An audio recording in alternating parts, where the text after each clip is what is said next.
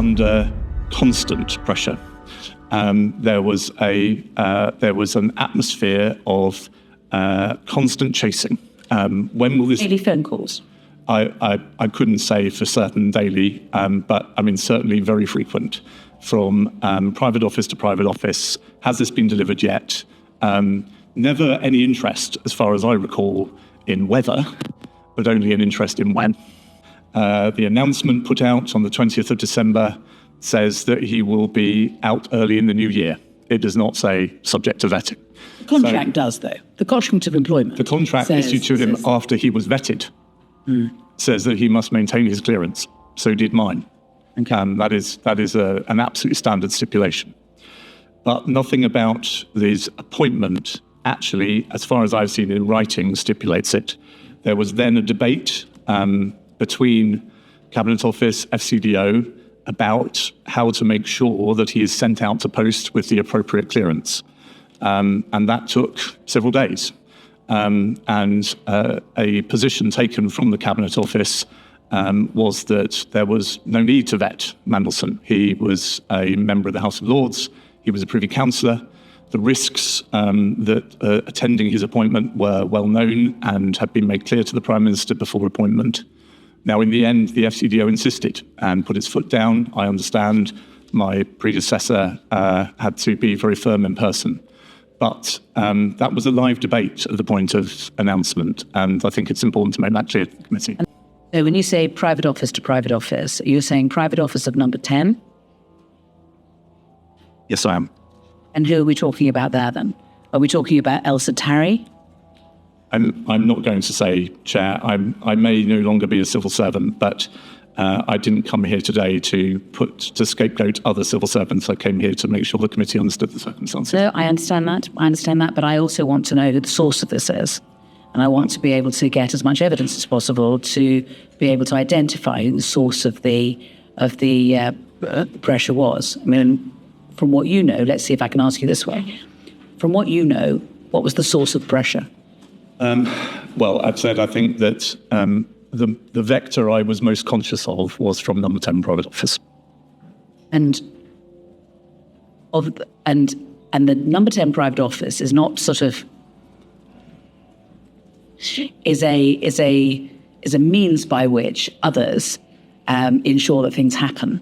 So behind the number 10 private office, who are we talking about putting pressure on the Foreign Office via the private office? Thank you for asking it that way, Chair, because that's the reason I do not want to name other officials in number 10. I think that the private office would only have been feeling this pressure themselves if they were under pressure. I'm sure I will have told probably the Foreign Secretary and probably number 10, but to be honest, it will have been implicitly clear within a day or two anyway, because we'd always said he would not be sent on posting to Washington without it. Get it. You're getting a lot of pressure. You're getting maybe daily phone calls. So surely somebody, you would have crossed your mind, I'm going to ring X, who you're not prepared to tell me who it is, and tell them, for heaven's sake, get off my back, I've cleared him. Honestly, Chair, it's plausible, but I don't remember doing so. It's likely more than plausible that you would have rung somebody up immediately you'd made the decision and told them you'd made the decision. It's also possible that I'm capable of obstinacy, and people ringing me all the time asking me. I can understand you. I get the vibe, but nevertheless, I do not believe that you didn't tell someone, and you know where I'm going next. Where's the note? Where's the note of the phone call, and who did you speak to tell them that the decision had been made? I don't think I made such a phone call, and if I did, it would have been simply to share the outcome of the process, which is that DV had been given. Right, so you might have discussed it with someone else and got them to tell whoever it was that was pushing the Foreign Office as to what had happened. It's possible, but Chair, honestly, I am trying to do my best to help you, but I think this is a bit of a red herring. Within hours, as the humble address pack makes clear, Peter Mandelson was written to with a contract of employment and a posting letter to Washington, which the Foreign Office had always said he would only get once he passed DV. So it was absolutely clear. Not only that, within minutes of us recording our decision to grant DV, Peter will have received a DV certificate. And it's entirely possible that Mandelson himself would have then told people it's been granted. I don't think I felt under any obligation to tell anybody. Essentially, my question is, you took a decision in a meeting with just one other person present. Was anybody else aware after that meeting that the decision had been to overturn or to go against the recommendation of UKSV? Or was it simply reported, we've had a meeting and we've decided that he should obtain clearance? I'm sure the director, and sorry, I did answer the chair earlier. I don't think it was just the director in the meeting with me. I think there was at least one member of his team there. I'm sure they will have debriefed to some extent on the conversation, but I don't know precisely what was said. Did you tell ministers at all, or number 10? You told them the outcome of your decision, the outcome of the meeting, but did you tell them about the recommendation made by UKSD?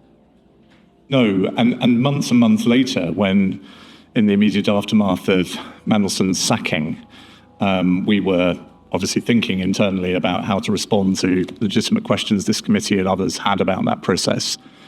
And my recollection is, in a way, I wasn't surprised by the direction from number 10 was, we must make clear that these decisions were taken entirely independently of ministers and that they were not consulted other than to be told the outcome. But to manage the risks or to cause a diplomatic incident?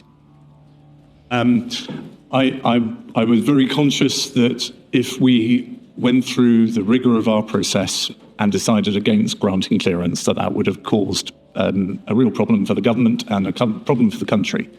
But as I've been trying to explain, I was conscious of that without letting it influence my judgment, let alone transferring any of that atmosphere onto the people charged with actually making that assessment.